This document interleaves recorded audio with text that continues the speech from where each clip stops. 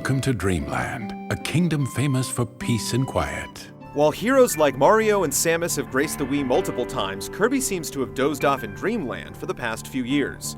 Now, the puffy protagonist finally returns in a world made entirely out of fabric and yarn. Does this surprising new direction of Kirby's epic yarn weave a beautiful tapestry, or end up frayed at the ends? Kirby, always happy to help, decided to help his friend recover the missing pieces.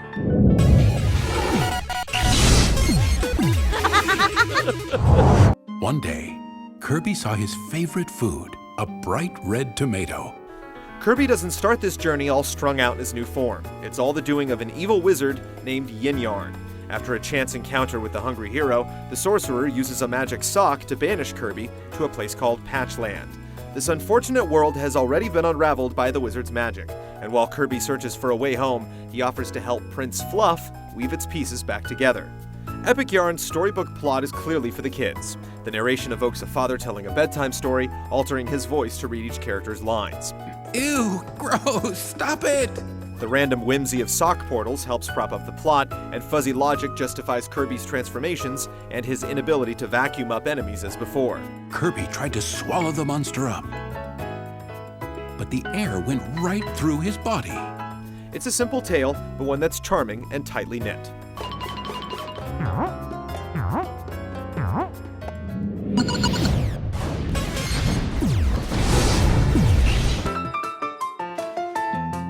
While Kirby games are often notoriously short, Epic Yarn rolls out to a respectable length. There are 7 different lands containing over 40 levels, and there's extra incentive to hunt down collectible treasures. Whenever you complete a stage, you'll earn a patch that triggers an event on the map, altering the terrain and granting you access to the next level. After a few levels, you'll confront a boss, take back a piece of magic yarn, and if you score highly enough, snag a bonus patch that grants access to extra stages. Since Kirby is away from home, he's put up in a local apartment building which you can decorate with wallpaper, furnishings, and toys found in chests or bought at a nearby shop. The building manager also asks you to decorate vacant rooms to attract new customers, using silhouettes to hint at the required swag. As new tenants come in, they'll take you back to the conquered levels for mini-games involving hide-and-seek, bead collecting, and busting baddies. The extras aren't quite as fun as the main game, however. There's little value to personalizing your apartment, and you'll see the same mini-games so frequently that they can get a little worn out. There are no competitive aspects to Kirby's Epic Yarn, but the whole game can be played cooperatively with a friend taking the role of Prince Fluff. Players need to stay together on the same screen, but if one player lags behind, a friendly angel will sweep them back to their partner. The game never requires cooperation to reach new areas, but players can literally carry their friend through sticky areas or toss one another to out-of-the-way treasure troves.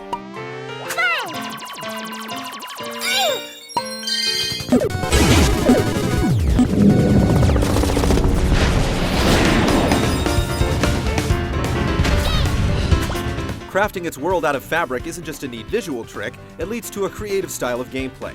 Kirby can duck into hidden passages between layers of material, wind up pulleys to raise ledges, and grab buttons to swing over gaps. You'll also yank strings to pull wrinkles in the world, shift platforms, or open passages. Some of these mechanics are used throughout the adventure, but the game will consistently surprise you. You're never quite sure what will happen when you tug on a string or rip off a tag.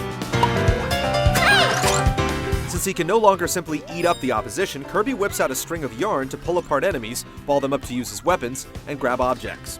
Even without the ability to inhale his enemies, transformations remain a strong part of Kirby's repertoire. A simple dash turns him into a car, and he can form a parachute to float to Earth.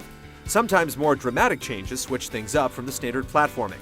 Kirby can turn into a massive tank bot to blow away enemies, become a UFO to float through levels, or bounce off enemies as he surfs through obstacle courses. Most of the game is played with the Wii Remote held sideways like an NES controller. At times, you'll tilt to aim the hose of a Kirby fire truck or point at the screen to draw tracks for Kirby's train form, but there's nothing sophisticated enough that it requires Motion Plus. Epic Yarn's main curiosity is that it's entirely impossible for Kirby to die. Like Sonic and his rings, if Kirby gets hit or drops in a hole, the beads you've gathered will go flying. However, unlike Sonic games, if he loses all his beads and is struck again, there's no real consequence, even in boss fights. The game offsets this by awarding you medals for the number of beads you collect in each level, and keeping track of your streaks, making the game's challenge less about survival and more about striving for that perfect run.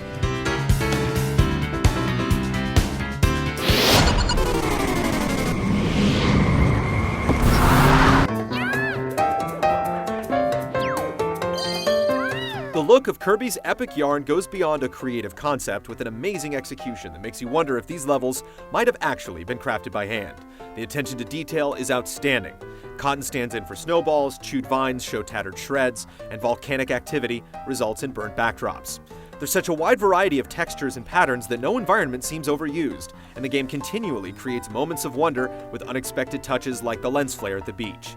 The jazzy piano-driven soundtrack is also high quality with new tunes and Kirby classics, but there are a few songs that are a bit too sleepy and serene. You'll want to be wide awake to experience everything the game has in store.